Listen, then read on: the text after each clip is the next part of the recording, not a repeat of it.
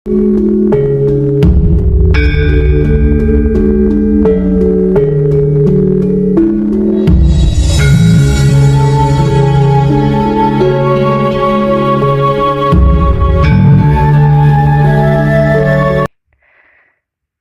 pada kesempatan kali ini, saya akan berbagi pengetahuan dengan panjenengan tentang tips sederhana untuk menghadapi dan menyelesaikan perkara atau masalah.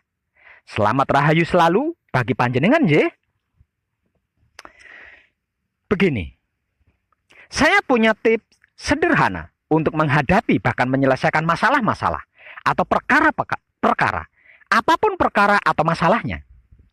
Masalah keuangan misalnya, kerezekian, masalah kesehatan, masalah bisnis, masalah keluarga, masalah percintaan atau jodoh, atau masalah harta tahta wanita atau lelaki misalnya, anak dan istri atau suami, atau masalah utang piutang, masalah usaha, dan lain-lain sebagainya. Tipsnya cukup sederhana, tidak pakai puasa, berdoa berjam-jam, tirakat, melek, atau pati geni, tidak perlu datang ke dukun, paranormal, dan lain-lain. Gratis pula, bahkan tidak perlu meneteskan air keringat. Cukup diam sejenak dimanapun tempatnya dan kapanpun waktunya. Lalu pasrah kepada Tuhan atau berserah diri kepada Tuhan. Maksudnya, serahkan apa yang jadi perkara atau masalah kita. Kemudian, terimalah apapun yang menjadi keputusan Tuhan nantinya. Lalu, persilahkan kuasa Tuhan yang kita yakini bahwa Dia adalah Maha Kuasa atas segalanya. Lalu perhatikan apa yang terjadi.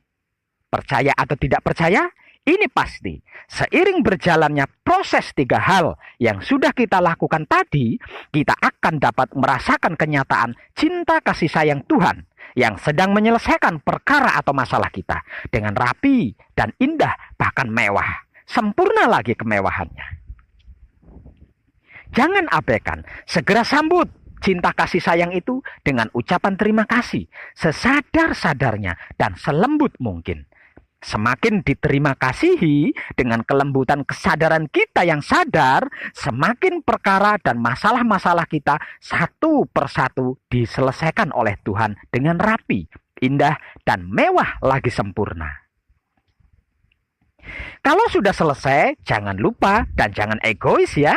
Tebarlah cinta kasih sayang Tuhan yang panjenengan peroleh tersebut kepada apapun dan siapapun serta dimanapun hingga sampai kapanpun. Oke? Sederhana, simpel, mudah, dan gratis kan? Mungkin panjenengan belum pernah melakukan ini, sekalipun panjenengan yakin dan percaya adanya Tuhan dan kuasanya.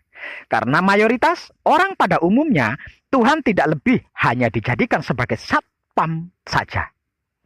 Bagaimana tidak? Dia Tuhan loh. Namun setiap waktu dia panjenengan dekte dan panjenengan beri tugas-tugas harian.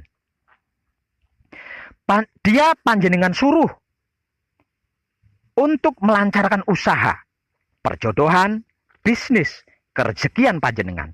Dia panjenengan beri tugas untuk melindungi dan menyelamatkan panjenengan, anak istri atau suami, keluarga, harta benda panjenengan, dan lain-lain. Dia Tuhan loh. Dan panjenengan meyakini serta mempercayai kalau Dia itu maha segalanya dan kuasa di atas segalanya itu. Namun panjenengan menjadikannya tidak ubahnya seperti satpam, layaknya seorang dukun. Coba saja panjenengan pikir dengan logika, pemikiran yang sadar. Pantas tidak kita memperlakukan Tuhan seperti itu?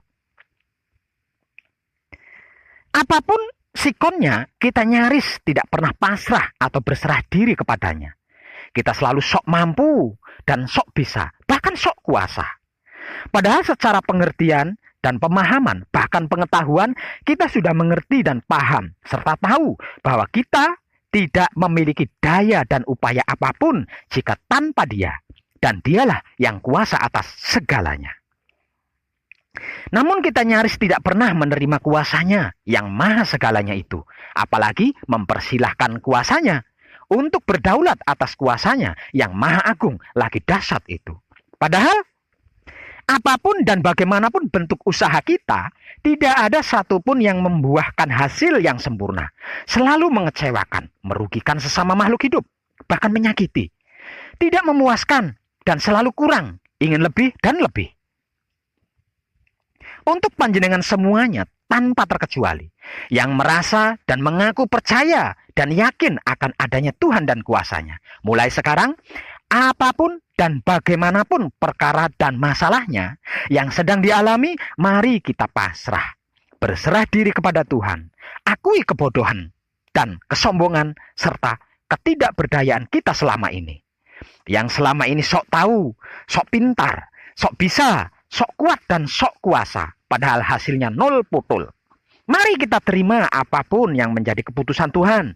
Lalu kita persilahkan Tuhan untuk berkuasa di dalam kedaulatannya yang agung. Hanya dengan begitu, kita akan merasakan kenyataan cinta kasih sayang Tuhan. Bukan dan tidak gaib, apalagi fiktif. Namun nyata senyata-nyatanya. Menyelamatkan bahkan mengabadikan kita. Tanpa kita perintah seperti satpam. Setelahnya, jangan ingkari ini. Tebarlah cinta kasih sayangnya yang telah kita rasakan ini kepada apapun dan siapapun serta dimanapun hingga sampai kapanpun. Coba panjenengan pikir dan renungkan seandainya setiap makhluk berlaku seperti yang sudah saya informasikan tadi. Oh, betapa indah dan damai serta tentramnya semesta alam raya seisinya ini kan?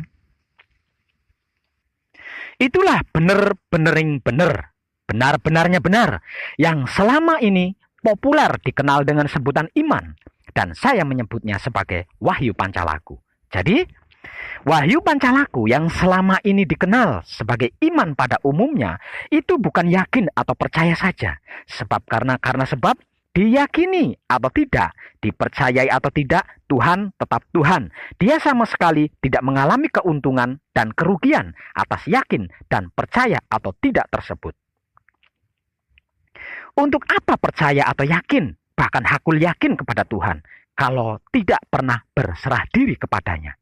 Tidak mau pasrah kepada Tuhan, tidak mau menerima keputusan Tuhan, tidak mau mempersilahkan kuasa Tuhan, tidak mau merasakan kenyataan Tuhan, apalagi menebar cinta kasih sayang Tuhan.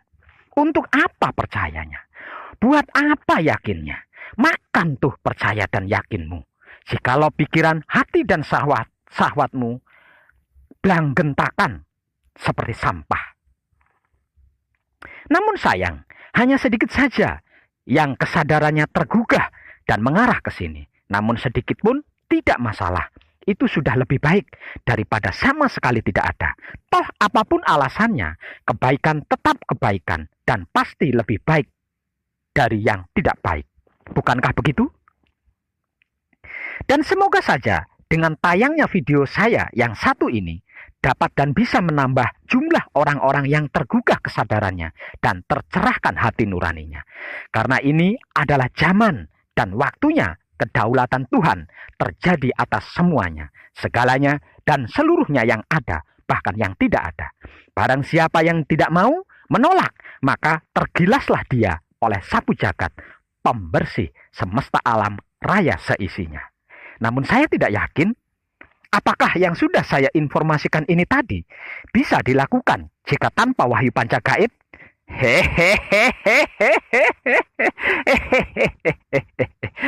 Dan tenang, tercerahkanlah panjenengan semuanya, dan salam setuhan penuh cinta kasih sayang dari dalam lubuk hati saya, Wong Edan Bagu yang paling dalam.